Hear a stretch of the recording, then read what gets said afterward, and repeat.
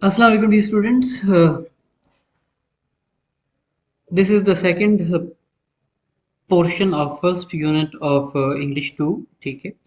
And in this portion we are going to discuss various types of essays, how many types of essays are there that we have to focus on in this course. Okay, so before moving on to the types of essays, let us briefly have a look at the definition of essay, that what is meant by an essay, and why is essay writing important, that why do we need to learn this thing, कि ये चीज़ जो है ये हमारे ऊपर क्यों थोप दी गई है कि आप जो है वो ऐसे राइटिंग और पर्टिकुलरली इस कोर्स के हवाले से अगर हम देखें तो इतने ज़्यादा एसेज हमें लिखने को कहे जाते हैं कि बंदा कहता है कि यार ये पेपर क्या पूरा ऐसे राइटिंग का पेपर आ गया। ठीक है, मतलब कि हर आपका पेपर जो है उसमें 3 से 4 एसेज आते हैं। ठीक है,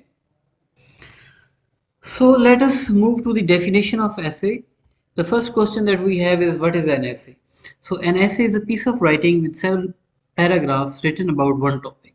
कि मजमून जो होता है ये मजमुआ होता है चंद पैराग्राफ्स का जो कि एक ही टॉपिक के इर्द गिर्द घूमते हैं, एक ही टॉपिक से रिलेटेड होते हैं। An essay is a piece of writing that generally shows the writer's view on a particular subject. एक खास सब्जेक्ट पे एक राइटर के जो व्यूज होते हैं वो एक मजमून के अंदर प्रेजेंट किए जाते हैं। ठीक है, तो अगर हम दूसरे अल्फाज में कहें कि मजमून जो है ये आपके आइडियाज़ का एक मजमुआ है और वो आइडियाज़ के जो कि एक ही टॉपिक से कनेक्टेड होते हैं और वो आइडियाज़ के जिनको लॉजिकली और कोहेरेंटली लिखा जाता है, ये दो फीचर्स जो हैं किसी भी मजमून के, ये सबसे अहम फीचर्स होते हैं।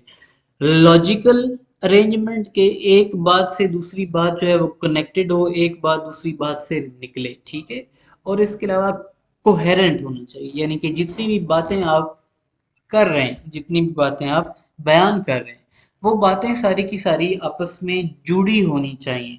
कोहेरेंस को अचीव करने के लिए हम कोहेसिव डिवाइसेस का इस्तेमाल करते हैं, जिसमें ट्रांजिशनल वर्ड्स आ जाते हैं, ट्रांजिशनल फ्रेजेस आ जाती हैं जो कि एक जुमले को दूसरे जुमले के साथ, एक पैराग्राफ को दूसरे पैराग्राफ के साथ मिलाती हैं, आपस में जोड़ती हैं। सो whatever your thoughts, whatever your ideas, or whatever views you you have to write them in the form of an essay, and that essay must be well structured. Structure of the essay के बारे में हम जो है वो आगे गुफ्तगू को करेंगे जब हम मज़ीद ऐसे राइटिंग की डिटेल्स में हम जाएंगे। फ़िलहाल हमारा इस वक्त जो मेन मकसद है वो हमारा मेन मकसद है कि ऐसे की टाइप्स जो हैं उनको हमने डिस्कस करना है। ठीक है, तो जो आइडियाज़ हैं they should be presented in the very clear and precise manner. इस अंदाज से आप अपने आइडियाज़ को प्रेजेंट करें कि जो आपके रीडर्स हैं उनके लिए उन आइडियाज़ को ढूंढना, उनको अंडरस्टैंड करना जो है वो आसान हो जाए, उसमें उनके लिए डिफ़िकल्टी जो है वो उनको ना महसूस हो। और सारी की सारी ये बातें दोबारा रिपीट कर रहा हूँ कि इंटरकनेक्टेड होनी चाहिए, लिंक्ड होनी चाहिए एक दूसरे के साथ। ठीक है, so the question is now that why is ऐसे राइटिंग इम्पोर्टेंट, इसकी अहमियत क्या है। ठीक है, जो एकेडमिक फील्ड है यानी कि जो एजुकेशन की फील्ड है या फिर आपकी प्रोफेशनल फील्ड है, जिस भी फील्ड में आप चाहते हैं, तो उसमें अफेक्टिव ऐसे राइटिंग जो है वो उसका एक इम्पोर्टेंट जुज होता है, उसका एक अहम जुज होता है। नो मैटर कि आप कौन सा मजमून पढ़ रहे हैं, जो भी आपका सब्जेक्ट है। ठीक है, विद फ्यू एक्सेप्शंस कि फॉर एग्जांपल मैथ हो गया, स्टैट्स हो गया, इस टाइप के सब्जेक्ट्स जो हैं इनमें जो आपके आंसर्स होते हैं वो ज़्यादातर डिफरेंट नेचर के होते हैं, न्यूमेरिकल टाइप होते हैं, लेकिन उसमें भी बाज़ बात जो है वो आपको ऐसे यानी कि सब्जेक्टिव आंसर लिखने को आ जाता है। ठीक है, तो बाकी जितने सब्जेक्ट्स हैं, whether they are health sciences, whether they are natural sciences, whether it is biology, whether it is Islamiyat, whether we are studying history, तो हर एक मजमून जो है उसका जब आंसर आपको लिखना पड़ता है तो वो आंसर मजमून की फॉर्म में लिखा जाता है। ठीक है, तो इस वजह से ऐसे राइटिंग का स्किल जो है इसको एक्वायर करना, इसको सीख लेना बहुत ज़्यादा अहमियत रखता है। तो इस वजह से हम ऐसे राइटिंग पे बहुत ज़्यादा फोकस करते हैं। स्कूल में या फिर कॉलेजेस में जितने भी आपके टेस्ट कंडक्ट किए जाते हैं वो सारे के सारे टेस्ट जो हैं उनका रिस्पॉन्स भी आपको एक लेंथी ऐसे की फॉर्म में देना पड़ता है, ठीक है। तो मजमून के अब हम पर्पस की बात करते हैं कि जो ऐसे लिखा जाता है उसका पर्पस क्या होता है। तो एक मजमून जो भी लिखा जाता है उसके बेताशा पर्पसेस हो सकते हैं। फॉर एग्जांपल उसका पर्पस हो सकता है किसी चीज़ को डिस्क्राइब करना, ठीक है। उसका पर्पस हो सकता है किसी चीज़ किसी वाकया को नरेट करना। उसका पर्पस हो सकता है किसी पॉलिटिकल इवेंट को एनालाइज करना, ठीक है, या फिर किसी स्ट्रेटेजिक इवेंट को एनालाइज करना। उसका पर्पस हो सकता है दो चीज़ों का मवाजना करना, कंपैरिजन एंड कंट्रास्ट करना चीज़ों का। उसका पर्पस हो सकता है आर्ग्यूमेंट पेश करना, ठीक है। उसका पर्पस हो सकता है परसुएड करना। अब जितने भी पर्पसेस हैं एसेस के, ऐसा नहीं है कि हर एक जो ऐसे है उसके हिसाब से अलग नेचर का मजमून लिखा जाएगा। जो ऐसे राइटिंग का बुनियादी ढांचा है, जो बुनियादी उसका स्ट्रक्चर है, वो सेम रहता है। उसके अंदर कोई तब्दीली नहीं आती। Introductory paragraph, supporting paragraph one, supporting paragraph two, supporting paragraph three, और फिर कंक्लूडिंग पैराग्राफ। 5 पैराग्राफ का आपका मजमून होता है। और चाहे आप जिस भी मजमून के हवाले से रिस्पॉन्स दे रहे हैं या जिस भी नेचर का आप ऐसे लिख रहे हैं, बुनियादी ढांचा जो है वो सेम रहेगा। और ये जो वेरियस मकासद हैं ऐसे लिखने के, जो वेरियस उसके पर्पसेस हैं, उसी पर्पसेस से उसकी टाइप्स जो है वो निकलती हैं। तो अगर आपको ऐसे की टाइप आइडेंटिफाई हो जाए, जो आपका अलबत्ता एग्ज़ाम के पर्सपेक्टिव से अगर हम बात करें, तो आपके एग्ज़ाम में स्पेसिफाई किया होता है कि आपने कौन सी टाइप का ऐसे लिखना है, ठीक है। फॉर एग्जांपल लिखा होगा राइट अ प्रोसेस ऐसे डिस्क्राइबिंग फलां फलां डिश, ठीक है। Right the process of planting a tree, for example, इस पे मजमून आ जाएगा। तो हमें पता है कि प्रोसेस राइटिंग आ गई, ठीक है। या फिर आ जाएगा कि नरेट एन इंसिडेंट, या narrate the most fearful incident of your life, या narrate the most remembered incident of your life. तो आपको पता है कि ये नैरेटिव ऐसे है, ठीक है। या फिर आपसे कहा जाता है कि डिस्क्राइब करें, या फिर आपसे कहा जाता है कि क्लासीफाई करें। जब क्लासीफाई आता है तो आपको पता है कि ये क्लासिफिकेशन कैसे है। तो आपके यहाँ जो टाइप है वो ऑलरेडी आइडेंटिफाइड होती है ऐसे के अंदर, ठीक है। तो जब हमारी टाइप आइडेंटिफाई होगी तो उसके बाद फिर उसको उसी टाइप के हवाले से हमने लिखना है, ठीक है। अब हमारे यहाँ इशू ये होता है कि बच्चों को ऐसे की टाइप्स का पता नहीं होता कि टाइप्स कौन सी हैं। और जब उनको टाइप्स का नहीं पता होता तो फिर उस लिहाज से उनके लिए मजमून डेवलप करना मुश्किल हो जाता है। फॉर एग्जाम्पल आपको जो है वो क्लासिफिकेशन कैसे आया तो आप डिस्क्रिप्टिव ऐसे लिख देते हैं, ठीक है। आपको नैरेटिव ऐसे आया तो आप उस पर जो है वो परसुएसिव ऐसे लिख देते हैं, ठीक है। डिफरेंट जो है वो बच्चों के रिस्पॉन्सेज होते हैं, ठीक है। तो 4 मेजर टाइप्स हैं, मेजर टाइप्स, ठीक है। माइनर टाइप्स अलग से हैं लेकिन मेजर टाइप्स जो हैं वो 4 हैं। नंबर 1 पे नरेशन या फिर नैरेटिव ऐसे, नंबर 2 पे डिस्क्रिप्टिव ऐसे, नंबर 3 पे एक्सपोजिटरी ऐसे, और नंबर 4 पे परसुएसिव या फिर आर्ग्यूमेंटेटिव ऐसे, ठीक है। ये 4 मेजर टाइप्स हैं। बाकी जो एसेज हैं वो इनकी सब कैटेगरीज के अंदर आती हैं, ठीक है। तो सबसे पहले हम बात करते हैं डिस्क्रिप्टिव ऐसे की। तो डिस्क्रिप्टिव ऐसे वो ऐसे होता है कि जिसके अंदर हमें कहा जाता है that we have to describe an object, के किसी चीज को आप जो है वो डिस्क्राइब करें। फॉर एग्जांपल आपके सामने अलमारी है, तो आपसे कहा जाता है कि इस अलमारी को डिस्क्राइब करें। इसके अलावा किसी पर्सनैलिटी की डिस्क्रिप्शन आ जाती है। फॉर एग्जांपल हमारे यहाँ मजमून आता है कायद आजम, अलामा मोहम्मद इकबाल, ठीक है, माई हीरो इन हिस्ट्री। इस टाइप के मजामीन आ जाते हैं, ये डिस्क्रिप्टिव एसेज होते हैं। इसके बाद हमें कहा जाता है किसी प्लेस को डिस्क्राइब करें। फॉर एग्जांपल आ जाता है जी the capital of Pakistan Islamabad, उसको आप डिस्क्राइब करें।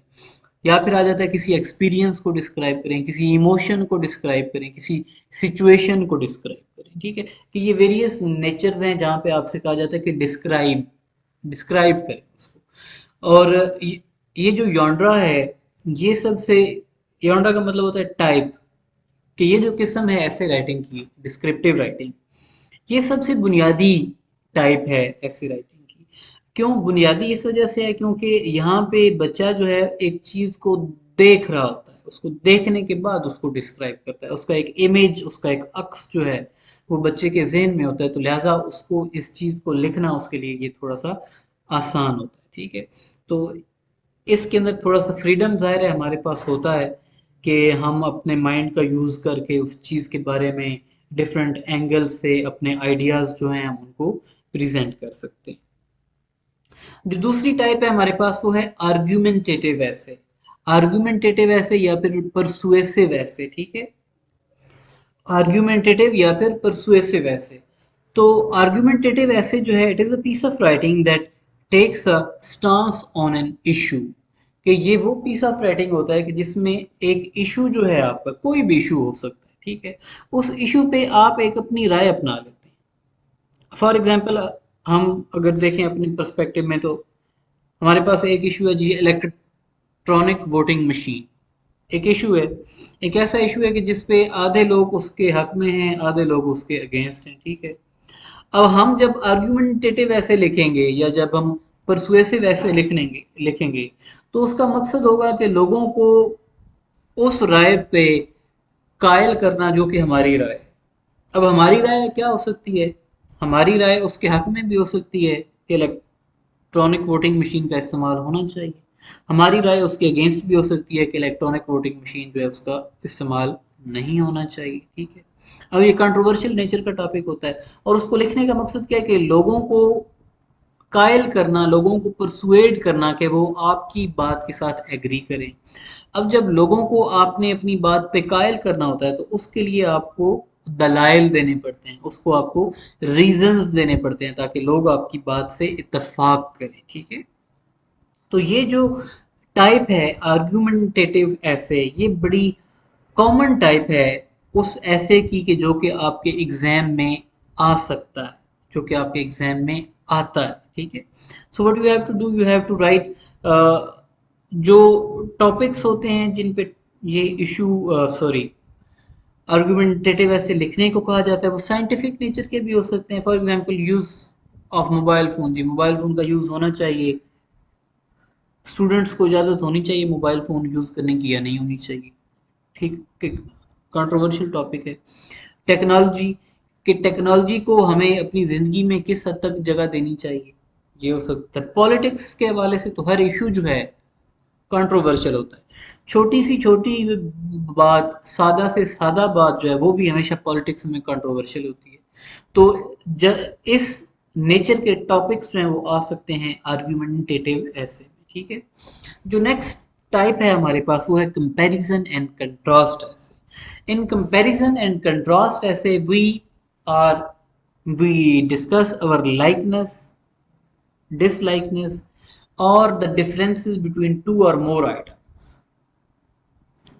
कि दो चीजें जो हैं जिनका आपस में कुछ ना कुछ रिलेशन होता है, उन चीजों को हमारे सामने प्रेजेंट किया जाता है कि ये दो चीजें हैं। अब या तो तीन पर्सपेक्टिव में बात हो सकती है। एक पर्सपेक्टिव ये हो सकता है कि इनको, आप दो चीजें दी गई हैं उनको आप कंट्रास्ट करें। कंट्रास्ट का मतलब क्या है कि इनके आपने डिफरेंसेस निकालने हैं। दूसरा इशू हो सकता है कि कंपैरिजन करें। कंपैरिजन का मतलब क्या है कि सिमिलैरिटीज निकालनी है, मिलती जुलती चीजें निकालनी है। तीसरा पर्सपेक्टिव हो सकता है कंपैरिजन एंड कंट्रास्ट करें, कि दो चीजों का मवाजना भी करें और उनके डिफरेंसेस जो हैं आप वो भी निकालें। ठीक है, तो कंपैरिजन एंड कंट्रास्ट ऐसे जो है इसको दो अंदाज में लिखा जा सकता है। ठीक है, नंबर वन पे है पॉइंट बाय पॉइंट फॉर्मेट और नंबर टू पे है ब्लॉक फॉर्मेट।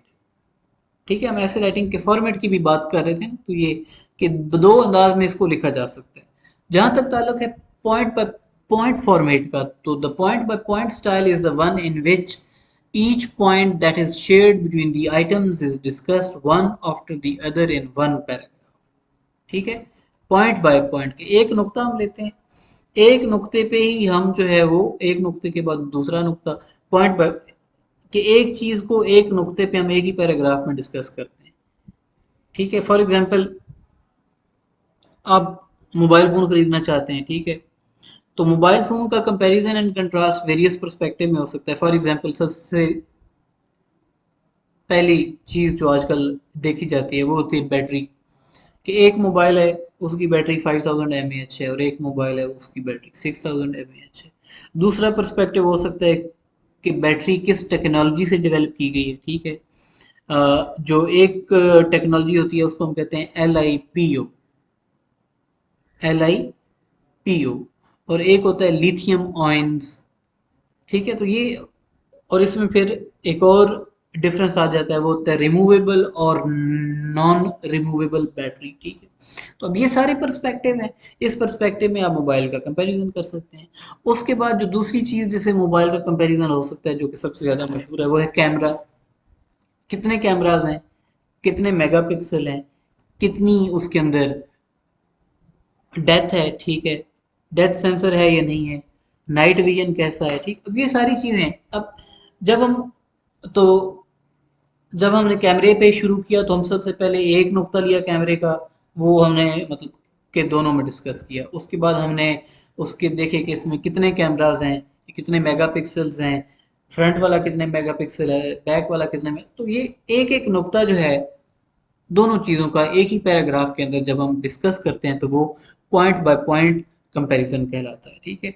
ये नीचे आपके सामने एग्जांपल लिखी है, item A and B both have item A and B both have this kind of climate, this kind of weather, this kind of population, ठीक है। ये एक एग्जांपल है सॉर्ट। जो दूसरा फॉर्मेट है कंपैरिजन एंड कंट्रास्ट ऐसे को डेवलप करने का, वो कहलाता है ब्लॉक फॉर्मेट। ब्लॉक फॉर्मेट ये है कि हर एक इशू पे मुख्तलिफ पैराग्राफ्स बनाए जाते हैं, कि फॉर एग्जांपल एक जो मोबाइल है उसकी बैटरी को आप एक पैराग्राफ में डिस्कस करेंगे, उसके बाद जो दूसरा पैराग्राफ होगा उसमें आप दूसरे मोबाइल की बैटरी को डिस्कस करेंगे, तीसरे पैराग्राफ में आप पहले मोबाइल के कैमरा को डिस्कस करेंगे, चौथे पैराग्राफ में आप दूसरे मोबाइल के कैमरा को डिस्कस करेंगे, पांचवें पैराग्राफ में आप उस मोबाइल के डिस्प्ले और बाकी जो फीचर्स हैं उसकी जो स्पेसिफिकेशंस हैं उनको डिस्कस करेंगे, और छठे पैराग्राफ में आप दूसरे मोबाइल का डिस्प्ले और उसकी जो स्पेसिफिकेशंस हैं उसको आप डिस्कस करेंगे, ठीक है। तो ये दो तरीकाकार हैं कंपैरिजन एंड कंट्रास्ट ऐसे को डेवलप करने के। अब हम बात करते हैं नैरेटिव ऐसे की। नैरेटिव ऐसे क्या होता है? नैरेटिव जैसे कि नाम से रिफ्लेक्ट कर रहा है, बयान करना। तो narratives are the essays that relate one moment in which a writer reveals an experience he or she has, कि लम्हात के अंदर एक शख्स जो है वो अपना एक्सपीरियंस, ज़ाती एक्सपीरियंस बयान करता है। They are used to tell a story in such a way that the reader can easily follow the events. और नैरेटिव ऐसे जो है उसको स्टोरी की फॉर्म में डिस्क्राइब किया जाता है, उसको कहानी की फॉर्म में लोगों के सामने प्रेजेंट किया जाता है, और कहानी इस अंदाज में प्रेजेंट की जाती है कि उसके अंदर कलरफुल डिटेल्स ऐड की जाती हैं, और इस अंदाज में आप उसको बयान करते हैं कि लोग उसको इजीली फॉलो करें, लोग उसको इजीली समझ सकें, ठीक है। तो इस किस्म के ऐसे को लिखने से पहले there are few suggestions that should be kept in mind. First of all, what moment in my life best illustrates my point of view I want to write about? Remember that moment is limited as much as possible in time. It is best to use the moment in your life that you recall most sharply. ठीक है। बाज़ औक़ात आपसे कहा जाता है कि most interesting incident of your life जो है उसके ऊपर आप मजमून लिखें, तो बड़े ध्यान से चूज करें कि वो इंसिडेंट जिसका टाइम फ्रेम भी थोड़ा हो और जिसके अंदर डिटेल्स इतनी हो कि आप 5 पैराग्राफ का मजमून उसके ऊपर लिख सकें, तो उसको चूज करने में काफ़ी एहतियात करें। और जो नैरेटिव ऐसे है इसमें डिटेल्स जो है वो बहुत ज़्यादा अहमियत रखती हैं। नैरेटिव ज़ाहिर है क्या है, तो कहानी है, तो कहानी जो है वो हमेशा डिटेल्स जो हैं एक कहानी को जानदार बनाती है, ठीक है। तो रिमेंबर, ये चीज़ जहन में रखें, to show the setting in which the moment occurred through such things as colour, smell, touch and sound के। अगर ये चीज़ें इन्वॉल्व हैं, रंग इन्वॉल्व है, स्मेल इन्वॉल्व है, टच इन्वॉल्व है, साउंड्स इन्वॉल्व हैं, तो उनको डिस्क्राइब करें, बताएं कि कौन सी साउंड्स थी, बताएं कि कौन कौन से कलर्स थे, बताएं कि कौन कौन सी स्मेल्स थी, बताएं कि टच करने से वो चीज़ कैसी सॉफ्ट थी, रफ थी, क्या ट्रेन था, सारी चीज़ें आपने डिस्क्राइब करनी है, ठीक है। और जो नैरेटिव है उसमें व्यू पॉइंट कंसिस्टेंट होना चाहिए, यानी कि नैरेटिव ऐसे में हमेशा बात की जाती है आई के पर्सपेक्टिव से। और इसके अलावा लॉजिकल टाइम सीक्वेंस से मुराद ये है कि नैरेटिव जो भी होता है उसको हम हमेशा क्रोनोलॉजिकल ऑर्डर में प्रेजेंट करते हैं। क्रोनोलॉजिकल ऑर्डर से मुराद क्या है कि वो वाकया कि जिसको टाइम के हिसाब से बयान किया जाता है, कि सबसे पहले ये हुआ, उसके बाद ये हुआ और उसके बाद ये हुआ। ठीक है, करेक्टर्स को इस अंदाज से डिस्क्राइब करें कि आपके करेक्टर्स जो हैं वो रियल लाइफ लगें, ऐसा ना हो कि वो लोग उसको रियल लाइफ मानने से ही है जो इनकारी हो जाए कि भाई ये तो रियल लगता ही नहीं। इसके अलावा नैरेटिव ऐसे जो है उसके अंदर जो डायलॉग का यूज है उसको कोशिश करें कि अवॉइड करें, मिनिमम होना चाहिए। ठीक है, नेक्स्ट हम बात करते हैं कॉज एंड इफेक्ट ऐसे की। ठीक है, कॉज एंड इफेक्ट। काज क्या है? काज का मतलब क्या है? वजह। इफेक्ट का मतलब क्या है? असर। ठीक है, कि चीजों की वजूहात और उनके असरात, इस पे आपने मजमून लिखना होता है। अक्सर आता है ये, बल्कि काज एंड इफेक्ट ऐसे आपके पेपर में बहुत ज्यादा आता है। ठीक है, कि जहाँ पे आपने चीजों की वाकयात या कोई वाकया कैसे पेश आया, क्यों पेश आया और उस वाकये के क्या असरात थे, उनको आपने डिस्क्राइब करना होता है। तो इसमें दो चीजों का जो आपस में रिलेशनशिप है उसका तज्जिया किया जाता है, उसका जायजा लिया जाता है कि ये जो दो चीज़ें हैं इनका आपस में क्या रिलेशनशिप है, इनका आपस में क्या ताल्लुक है। ठीक है, और द ऐसे is study of relationship between the two और द मोर इवेंट्स। द ऐसे को discuss cause and effects and it could simply address one और द अदर। ठीक है, इसमें भी अब हम वजूहात पे भी जा सकते हैं। For example load shedding topic आ गया ना हमारे पास, लोड शेडिंग।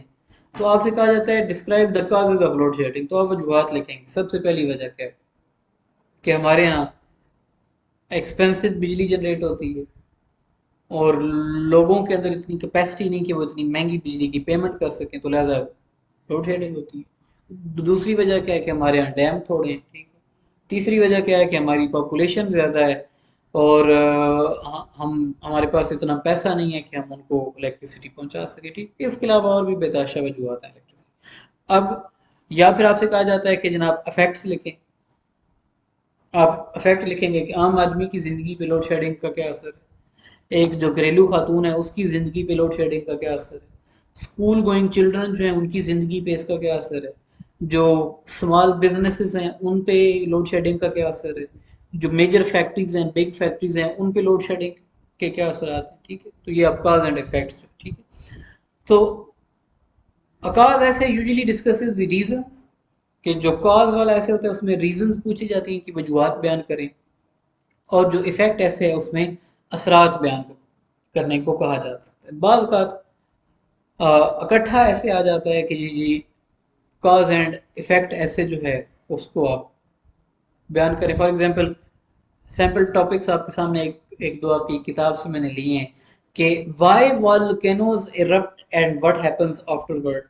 इस पे मजमून आ गया कि अब इसमें सबसे पहले तो हमें वजूहत लिखनी होंगी कि वॉल्केनो की इरप्शन की क्या वजूहत है। उसके बाद हमें बताना होगा कि इरप्शन के बाद होता क्या है, जब वॉल्केनो इरप्ट होता है उसके बाद क्या होता है। दूसरा टॉपिक सैंपल लिखा हुआ है what happens after a loved ones death. अब व्हाट हैपेंस आफ्टर, अब हैपेंस का मतलब क्या है कि इफेक्ट, कि असरात हमने लिखने हैं कि जब कोई आपका अजीज मरता है, जब कोई आपका प्यारा जानने वाला मरता है, तो उसके आपकी ज़िंदगी पे क्या असरात जो है वो होते हैं। ठीक है, जो नेक्स्ट कैटेगरी है हमारे पास ऐसी रेटिंग की वो है प्रोसेसेस। प्रोसेस ऐसे जो है ये डिस्क्राइब करता है किसी चीज़ को कि कोई चीज़ किस अंदाज से की जाती है। ठीक है, it generally explains actions that should be performed in series और इन स्टेप्स, कि इस किस्म के एक्शंस जो हैं उनको बताया जाता है कि जो कि एक सीरीज में या एक स्टेप्स में परफॉर्म किए जाते हैं। For example how to get admission into Allama Iqbal open university, मिसाल। ठीक है, अब आप सबसे पहले फॉर्म लिया, उसके बाद या फिर सबसे पहले जी ऑनलाइन आपने अपनी प्रोफाइल बनानी है, अप्लाई करना है, जो भी प्रोसेस है स्टेप बाय स्टेप आप उसको अपना फीस अदा करने से ले आगाज़ से लेके फ़ीस अदा करने तक और उसके बाद एडमिशन कन्फर्मेशन के मैसेज तक ये सारा प्रोसेस जाके कंप्लीट होता है, ठीक है। तो इसमें पूरी डिटेल्स जब आप लिखेंगे इसमें मजमून, तो आप पूरी डिटेल्स बयान करेंगे, ठीक है। या फिर फॉर एग्जांपल जी, how to make a pizza, कि पिज़्ज़ा कैसे बनाया जाता है। अब आप उसकी रेसिपी की सबसे पहले मैदा चाहिए, उसके बाद आप उसको नीड करें, नीड का मतलब इंग्लिश में गूंदना होता है, ठीक है। तो उसके बाद जो है वो आप चिकन आपके पास बारबेक्यूड फॉर्म में होना चाहिए, यू नीड चीज़, ठीक है, you need mushrooms, you need olives, इसके अलावा शिमला मिर्च आपको चाहिए, ठीक है। अब ये सारी चीज़ें आप, इसके अलावा पिज़्ज़ा सॉस भी आपको चाहिए। सबसे पहले आप नीचे बेस पे पिज़्ज़ा सॉस लगाएंगे, पिज़्ज़ा सॉस के ऊपर आप जो है वो चिकन बखेरेंगे, चिकन बखेरने के बाद उसके ऊपर आप जो है वो ऑलिव्स छिड़क देंगे, शिमला मिर्च छिड़क देंगे, मशरूम्स छिड़क देंगे, ऊपर से आप ढेर सारी चीज़ डाल देंगे और उसको आप ओवन में फॉर 15 to 20 मिनट्स आप उसको बेक करेंगे, तो आपका पिज़्ज़ा तैयार हो जाएगा, ठीक है। अब ये सारा प्रोसेस है, इस प्रोसेस को स्टेप बाय स्टेप आप डिस्क्राइब करेंगे और ये जो टाइप है इसको हम कहते हैं प्रोसेस राइटिंग, ठीक है। तो इसमें स्टेप बाय स्टेप इंस्ट्रक्शंस दी जाती हैं कि ये इसके बाद ये करना है, इसके बाद ये करना है, इसके बाद ये करना है, और इसको स्ट्रिक्टली क्रोनोलॉजिकल जो ऑर्डर है यानी कि टाइम सीक्वेंस जो है उसमें इस मजमून को लिखा जाता है, ठीक है। इसके बाद आगे जी एनालिसिस ऐसे, एनालिसिस क्या है? एन एनालिसिस ऐसे analyses the strengths, the weaknesses and methods of someone else's work, कि जिसमें हम तज्जिया करते हैं कि हम किसी चीज़ की मजबूत पहलू जानना चाहते हैं, हम किसी चीज़ की कमज़ोरियाँ जानना चाहते हैं, या फिर किसी और का कोई काम है उसका हम अगर मेथड जानना चाहते हैं कि ये काम किस तरीके से सर अंजाम दिया गया है, तो उसके लिए हम एनालिसिस ऐसे लिखेंगे, ठीक है। जो इंग्लिश लिटरेचर है या जो उर्दू लिटरेचर है उसके हवाले से, खासकर लिटरेचर के हवाले से एनालिसिस ऐसे जो हैं ये आपके पेपर्स में काफ़ी ज़्यादा आते हैं कि फॉर एग्जांपल फ़लाँ नज़म का तज्ज़िया करें, शेक्सपियर के फ़लाँ करैक्टर का तज्ज़िया करें, फ़लाँ चीज़ का तज्ज़िया करें, फ़लाँ ड्रामे का तज्ज़िया करें, फ़लाँ नज़म का क्रिटिकल एनालिसिस करें, ठीक है। तो उसमें आपने फिर क्रिटिकल एनालिसिस यानी कि तनकीदी जो आपकी निगाह है, तनकीदी निगाह को इस्तेमाल करते हुए आपने फिर चीज़ों का तज्ज़िया लोगों के सामने प्रेज़ेंट करना होता है। जी, तो अब तक जो कुछ हमने पढ़ा है उसको हम थोड़ा सा रिविजिट करते हैं दोबारा से, ठीक है। So if you are asked to write an essay that asks you to analyse, कि अगर मजमून आता है आपके पेपर में और उसमें कहा जाता है कि एनालाइज करें, तो एनालाइज का मतलब क्या होता है? तज्जिया करना। तज्जिया कैसे करते हैं कि जो भी टॉपिक दिया जाता है आप उसको उसके पार्ट्स के अंदर तकसीम करते हो, उसका एक एक जोज, उसका एक एक पहलू जो है उसको डिस्कस करते हैं और ये बताते हैं कि एक इसका जोज जो है उसका दूसरे जोज के साथ कैसे रिलेशन है, उसका कैसे उसका ताल्लुक है, और इसका मेन थीम या फिर इसका मेन आइडिया क्या है, वो चीज़ें आप इस मजमून के अंदर, एनालिसिस वाले मजमून के अंदर बयान करते हैं। दूसरा क्वेश्चन हो सकता है if you are asked to write an essay that requires you to argue, कि आर्ग्यूमेंट पेश करें। तो आर्ग्यूमेंट पेश करने का मतलब ये होता है कि आप जिस मौजू पे बहस करने जा रहे हैं, ज़ाहिर है कोई ना कोई कंट्रोवर्शियल किस्म का मौजू दिया जाता है, उस मौजू के हवाले से मजमून के शुरू में आप एक राय अपना लेते हैं, ठीक है, कि आप उसके हक में या आप उसके अगेंस्ट हैं। मिसाल के तौर पे हमारे मुल्क में कंट्रोवर्शियल इशू है को एजुकेशन, कि क्या लड़कों को लड़कियों के साथ जो है वो इकट्ठी तालीम देनी चाहिए या नहीं देनी चाहिए, ठीक है। अब इस पे दो राय हो सकती हैं, या तो आप इसके हक में हो सकते हैं या फिर आप इसके मुखालिफ हो सकते हैं। तो अगर आप इसके हक में हैं तो आपने फिर रीजंस देनी है, आपने वजूहात बतानी है कि आप इसके हक में क्यों हैं। वो जो रीजंस हैं, वो जो वजूहात हैं, वो आपके आर्ग्यूमेंट्स होंगे। और अगर आप इसके खिलाफ हैं तो फिर भी आपने अपनी वजूहात, वो जो वजह हैं, वो जो रीजंस हैं जिनकी वजह से आप इस चीज़ के खिलाफ हैं, वो वजूहात आपने एक एक उस पर पैराग्राफ लिखना है, तो वही आपके आर्ग्यूमेंट्स होंगे। तो इस तरह आपका आर्ग्यूमेंटेटिव ऐसे जो है वो डिवेल्प हो जाएगा। लेकिन अगर आपके मजमून का सवाल जो है उसके अंदर कंपेयर एंड कंट्रास्ट का वर्ड आ गया, तो इसका मतलब ये है कि आपने दो चीज़ों का आपस में अब आपने मवाजना करना है। कंपेयर का मतलब क्या होता है, सिमिलैरिटीज यानी कि उसकी जो मुश्तरक चीज़ें हैं, जो कि मिलती जुलती चीज़ें हैं, उनको बयान करना। कंट्रास्ट का मतलब होता है कि वो चीज़ें जो कि अपोजिट हैं उनको बयान करना। ठीक है, तो कंपैरिजन एंड कंट्रास्ट का जो ऐसे है उसमें आप सिमिलैरिटीज और डिफरेंसेस जो हैं दो चीज़ों के, वो आपने डिस्क्राइब करने होते हैं। फॉर एग्जांपल एक प्राइवेट स्कूल का एक सरकारी स्कूल के साथ आप कंपैरिजन एंड कंट्रास्ट कर सकते हैं कि इसमें मतलब कौन सी चीज़ इधर अच्छी है, कौन सी चीज़ उधर अच्छी है। अब आप सिलेबस की बात करें तो सिलेबस जो है वो प्राइवेट इदारों का अच्छा होता है, और गवर्नमेंट के जो इदारे हैं उनका सिलेबस इतना अच्छा नहीं होता, क्योंकि उन्होंने गरीबों के बच्चों का भी ख्याल रखना होता है। लेकिन जहाँ तक ताल्लुकात है बिल्डिंग का, तो बिल्डिंग जो है वो सरकारी इदारों की अच्छी होती है as compared to the private schools. जहाँ तक बाकी फैसिलिटीज़ का ताल्लुक है कि वॉशरूम वगैरह, वाटर, एयर कंडीशनर, फैंस, तो वो चीज़ें अगेन प्राइवेट इदारों में निस्बतन बेहतर होती हैं as compared to the government institutes. उसके बाद फ़ीस के हवाले से आप कंपैरिजन कर सकते हैं कि फ़ीस इनकी लेस होती है, उनकी बहुत ज़्यादा होती है। ठीक, तो ये कंपैरिजन एंड कंट्रास्ट दो चीज़ों का मवाजना करना। ठीक है, जो नेक्स्ट टाइप का ऐसे आपके पास आ सकता है उसमें कीवर्ड होगा डिस्क्राइब।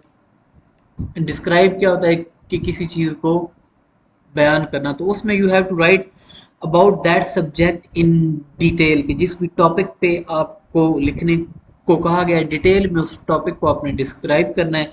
इस अंदाज से डिस्क्राइब करना है कि जो रीडर है, जो आपका पढ़ने वाला है, ज़ाहिर है यहाँ पे एग्जामिनर होगा जो आपका, उसके जहन में एक क्लियर पिक्चर जो है उस टॉपिक के हवाले से डेवलप हो जाए, उसको समझ आ जाए कि हाँ जी ये ठीक है। इसके अलावा जो आखिरी दो टॉपिक्स हैं ये आपके पेपर में ज़्यादा रिपीट होते हैं, जो चाहे बीएस का पेपर हो या फिर चाहे बीए का पेपर हो 1424, इनमें ये टॉपिक्स दोनों, प्रोसेस और क्लासिफिकेशन, ये दोनों रिपीट होते हैं और इन पे बेताशा था। प्रोसेस जो है ये कीवर्ड है, प्रोसेस लिखा होगा, तो प्रोसेस क्या है, आपने किसी चीज़ के स्टेप्स जो हैं, ज़ाहिर प्रोसेस क्या होता है कि कोई मतलब के काम सर अंजाम देना। ठीक है, फॉर एग्जांपल किसी इदारे में दाखिला लेने का क्या प्रोसीजर है, एमए की डिग्री मुकम्मल करने का क्या प्रोसीजर है। ठीक है, तो ये सारे प्रोसीजर्स होते हैं, प्रोसेस होता है। फलां डिश पकाने का क्या तरीकाकार है, अब वो तरीकाकार जो है वो उसका प्रोसेस है और उसके स्टेप्स होते हैं। सबसे पहले आप चूज़ करते हैं कि जनाब आज हमने ये पकाना है। उसके बाद बेगमात ऑर्डर करती हैं अपने हस्बैंड को कि जाओ भी ये सब्ज़ी लेकर आओ और इसके साथ ये चीज़ें लेकर आनी हैं। अब वो चीज़ें आ जाती हैं, दूसरा स्टेप कंप्लीट हो गया। तीसरा स्टेप होता है कि उनको वो काटना शुरू कर देती हैं, उनकी सफाई करती हैं। चौथा स्टेप आ जाता है कुकिंग का स्टेप, कि सबसे पहले आपने प्याज डाले, उनको भुना, उसके बाद उसमें आपने सब्जी डाली। ठीक है, ये अब सारे प्रोसेस का स्टेप्स हैं जो कि होते चले जा रहे हैं, और इसको इसी अंदाज में आपने डिस्क्राइब करना होता है स्टेप बाय स्टेप, कि सबसे पहले ये होता है, दूसरे नंबर पे ये होता है, उसके बाद ये होता है, उसके बाद ये होता है। ये आपका सारा प्रोसेस ऐसे बंद होता है। ठीक है, अब आगे क्लासिफिकेशन। ऐसे क्लासिफिकेशन तो हर तकरीबन मतलब कि दूसरे पेपर में क्लासिफिकेशन पे मजमून आया होता है। अच्छा, क्लासिफिकेशन क्या है?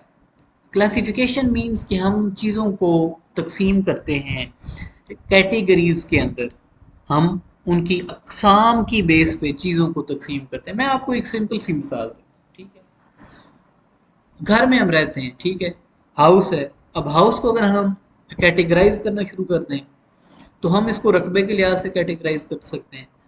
3 मरले का घर, 5 मरले का घर, 10 मरले का घर, 1 कनाल का घर, 2 कनाल के घर।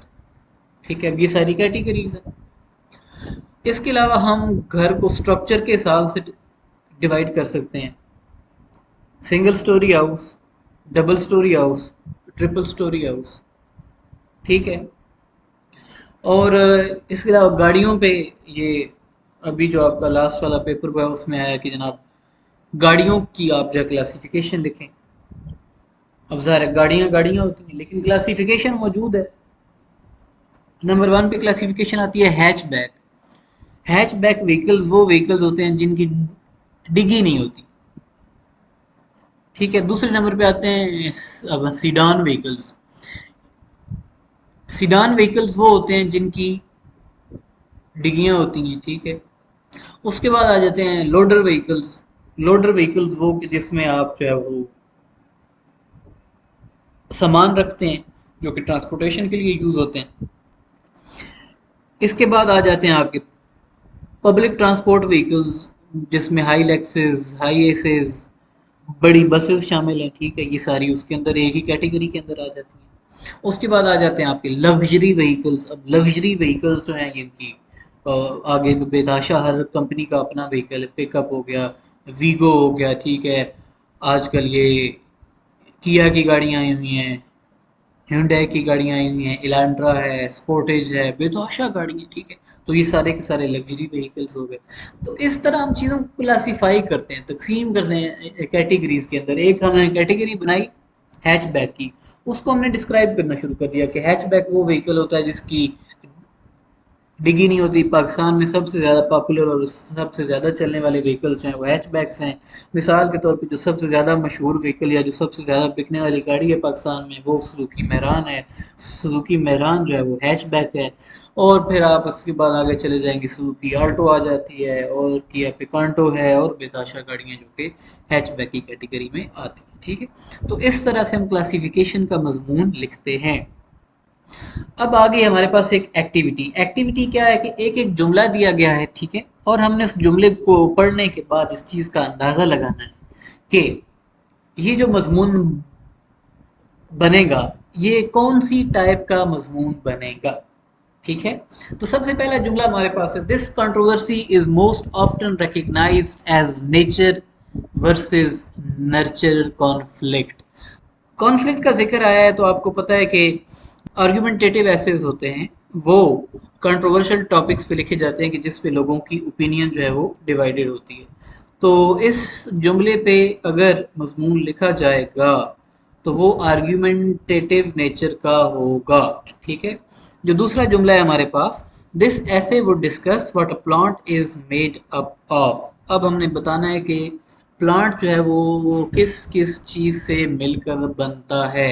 मतलब कि हमने चीज़ों को डिस्क्राइब करना है, जैसे वो हमें दिखाई दे रही हैं उसकी कंपोजिशन को हमने डिस्क्राइब करना है, तो ये बन जाएगा डिस्क्रिप्टिव।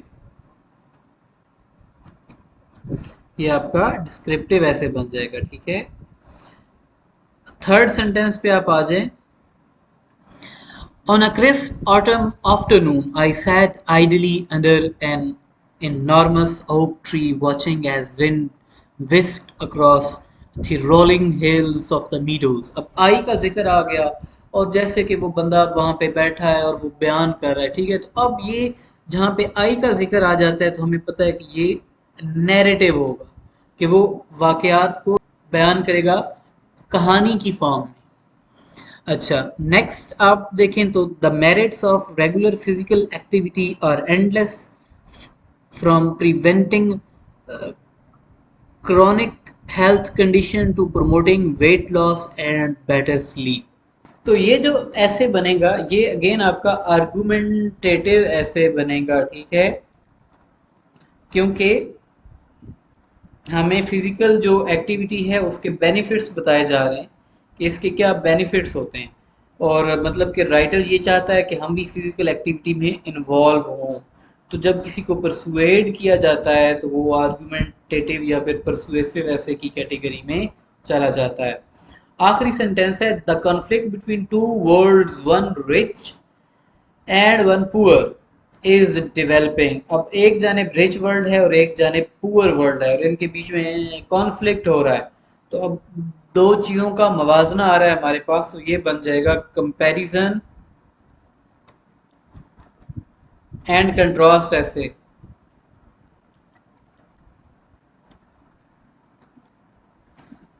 ठीक है, so that is all for this section, and we will discuss uh, the narrowing down or the selection of the topic of an essay and developing the thesis statement, the brainstorming in the next section. Okay, thank you so much for listening. Allah Hafiz.